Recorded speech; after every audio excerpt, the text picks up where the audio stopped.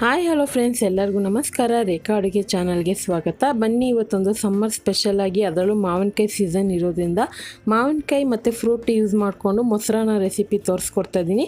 ತುಂಬಾ ರುಚಿಯಾಗಿ ಸಿಂಪಲ್ಲಾಗಿ ಯಾರು ಬೇಕಾದ್ರೂ ಮಾಡ್ಬೋದು. ಸೊ ಇದು ಯಾವ ರೀತಿ ಮಾಡೋದು, ಇದಕ್ಕೆ ಬೇಕಾಗುವ ಇಂಗ್ರೀಡಿಯೆಂಟ್ಸ್ ನೋಡ್ಕೊಬರೋಣ. ಇಲ್ಲಿ ನಾನು 1 ಕಪ್ ಆಗೋಷ್ಟು ಅನ್ನ ತೆಗೆದಿಟ್ಕೊಂಡಿದ್ದೀನಿ. ಅನ್ನ ಆದಷ್ಟು ಸಾಫ್ಟಾಗಿರೋ ಅಂಥ ತಗೊಳ್ಳಿ. ಮತ್ತು ಇಲ್ಲಿ 1 ಕಪ್ ಆಗೋಷ್ಟು ಮೊಸರು, ಇಲ್ಲಿ 1 ದೊಡ್ಡ ಟೇಬಲ್ ಸ್ಪೂನ್ ಆಗೋಷ್ಟು ಮಾವಿನಕಾಯಿನ ತುರಿದಿಟ್ಕೊಂಡಿದ್ದೀನಿ.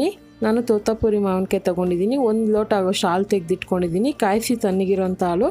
1 ಟೇಬಲ್ ಸ್ಪೂನ್ ಕ್ಯಾರೆಟ್ ತುರಿ, 1/4 ಕಪ್ ಆಗೋಷ್ಟು ದಾಳಿಂಬೆ ಹಣ್ಣು ತೊಗೊಂಡಿದ್ದೀನಿ, 1/4 ಕಪ್ ಆಗೋಷ್ಟು ಸೌತೆಕಾಯಿ ಕಟ್ ಮಾಡಿ ಇಟ್ಕೊಂಡಿದ್ದೀನಿ, 1/4 ಕಪ್ ಆಗೋಷ್ಟು ದ್ರಾಕ್ಷಿ ಕಟ್ ಮಾಡಿ ಇಟ್ಕೊಂಡಿದ್ದೀನಿ.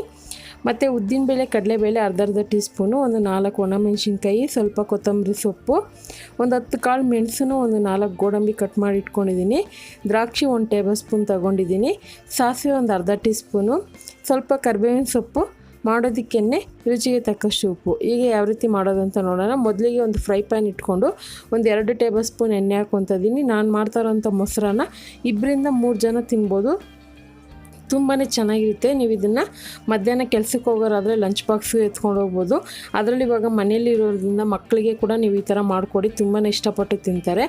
ಸಾಸಿವೆ ಚೆನ್ನಾಗಿ ಚಿಟಪಟ ಅಂದಮೇಲೆ ಇದಕ್ಕೆ ಉದ್ದಿನಬೇಳೆ, ಕಡಲೆಬೇಳೆ, ಮೆಣಸು, ಗೋಡಂಬಿ ಎಲ್ಲ ಹಾಕ್ಕೊಂಡು ಸ್ವಲ್ಪ ಡಾರ್ಕ್ ಗೋಲ್ಡನ್ ಕಲರ್ ಬರೋವರೆಗೂ ಮೀಡಿಯಮ್ ಫ್ಲೇಮಲ್ಲಿ ಇಟ್ಕೊಂಡು ಇದನ್ನು ಫ್ರೈ ಮಾಡ್ಕೊಳ್ಳೋಣ. ಈಗ ಇದಕ್ಕೆ ನಾನು ಒಣಗಿದ ಮೆಣಸಿನ್ಕಾಯಿ ಹಾಕ್ಕೊತಾ ಇದ್ದೀನಿ. ಸೊ ನೀವೇನಾದರೂ ವಾರಕ್ಕೊಂದು ಸರಿ ಅಥವಾ 15 ದಿವಸಕ್ಕೊಂದು ಸರಿ ಸಂತೆಗೆ ಹೋದಾಗ, ಮಾರ್ಕೆಟ್ಗೆ ಹೋದಾಗ ಫ್ರೂಟೆಲ್ಲ ತರ್ತಿರಲ್ಲ, ಸೊ ಆವಾಗ ನೀವು ಈ ಥರ ಎಲ್ಲ ಹಣ್ಣು ಹಾಕಿ ಈ ಥರ ಮೊಸರನ್ನ ಮಾಡಿಕೊಡಿ, ತುಂಬಾ ಇಷ್ಟಪಟ್ಟು ತಿಂತಾರೆ. ಕೆಲವರು ಹಣ್ಣು ತಿನ್ನಲ್ವಲ್ಲ, ಅಂಥವ್ರಿಗೂ ಯೂಸ್ ಆಗುತ್ತೆ. ಅದಕ್ಕೋಸ್ಕರನೇ ಈಗ ಒಗ್ಗರಣೆನ ತಣ್ಣಗೆ ಹಾಕ್ಬಿಡೋಣ. ಅಷ್ಟೊತ್ತಿಗೆ ನಾವು ಒಂದು ಬೌಲ್ಗೆ ಅನ್ನ ಹಾಕ್ಕೊತಾ ಇದ್ದೀನಿ. ಸೊ ಆಲ್ರೆಡಿ ನಾನು ಹಾಲು ಹಾಕ್ಕೊಂಡು ಅನ್ನ ಬೇಯಿಸಿ ಮೊಸರನ್ನ ಕೂಡ ತೋರಿಸ್ಕೊಟ್ಟಿದ್ದೀನಿ, ನೀವು ನೋಡಿಲ್ಲ ಅಂದರೆ ನೋಡಿ. ಈಗ ಇದಕ್ಕೆ ಒಂದು ಸ್ವಲ್ಪ ಹಾಲು ಹಾಕ್ತಾಯಿದ್ದೀನಿ. ಹಾಲು ಯಾಕೆ ಹಾಕ್ತಾಯಿದ್ದೀನಿ ಅಂದರೆ, ಕೆಲವ್ರಿಗೆ ಮೊಸರನ್ನ ತಿಂದಾಗ ಗಂಟ್ಲ ಹತ್ರ ಹಿಡ್ದಂಗೆ ಆಗುತ್ತೆ, ನುಂಗೋಕ್ಕಾಗಲ್ಲ. ಅದಕ್ಕೋಸ್ಕರ ಹಾಲು ಹಾಕೋದ್ರಿಂದ ಅದು ಸಾಫ್ಟ್ ಆಗುತ್ತೆ ಮತ್ತು ಟೇಸ್ಟ್ ಕೂಡ ಸ್ವಲ್ಪ ಲೈಟಾಗಿ ಸೂಪರಾಗಿರುತ್ತೆ. ಅಂದರೆ ಕೆಲವೊಮ್ಮೆ ಮೊಸರನ್ನ ಹುಳಿ ಬರೋ ಚಾನ್ಸಸ್ ಇರುತ್ತೆ, ಅಥವಾ ಮೊಸರು ಪೂರ್ತಿ ಅನ್ನನ ಹೀರ್ಕೊಳ್ಳೋ ಚಾನ್ಸಸ್ ಇರುತ್ತೆ. ಸೊ ಅದು ನೀವು ಹಾಲು ಹಾಕೋದ್ರಿಂದ ಆ ಮೊಸರನ್ನ ಹೆಂಗಿರುತ್ತೆ ನಾವು ಮಾಡಿದ್ದು ಸಾಫ್ಟಾಗಿ ಅದೇ ರೀತಿ ಇರುತ್ತೆ, ಉದುರಾಗಿ ಆಗೋದಿಲ್ಲ. ಅದಕ್ಕೋಸ್ಕರನೇ ಇವಾಗ ನೀವೇ ನೋಡ್ತಾ ಇರ್ಬೋದು.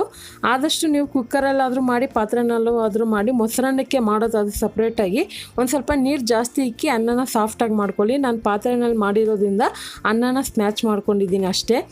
ಈಗ ಇದಕ್ಕೆ ನಾನು ತುರಿದಿರೋಂಥ ಕ್ಯಾರೆಟು, ಮಾವಿನಕಾಯಿ, ಸ್ವಲ್ಪ ಕೊತ್ತಂಬರಿ ಹಾಕ್ಕೊತಾ ಇದ್ದೀನಿ.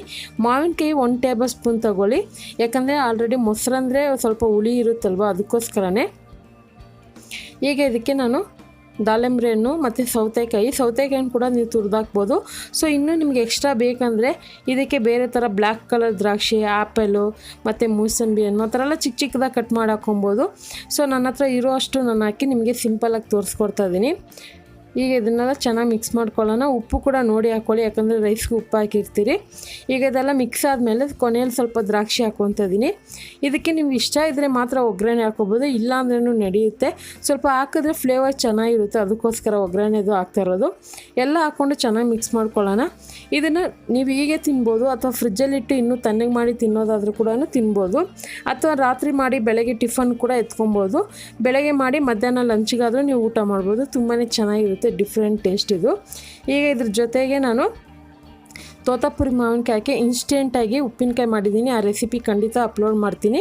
ಸೊ ಇವಾಗ ನೋಡ್ತಾ ಇರ್ಬೋದು, ಒಂದು ಮಣ್ಣಿನ ಮಡಿಕೆಯಲ್ಲಿ ನಾನು ಈ ಥರ ಬೌಲಾಗಿ ತೊಗೊಂಡಿದ್ನಲ್ಲ, ಅದರಲ್ಲಿ ಸರ್ವ್ ಮಾಡ್ಕೊತಾ ಇದ್ದೀನಿ.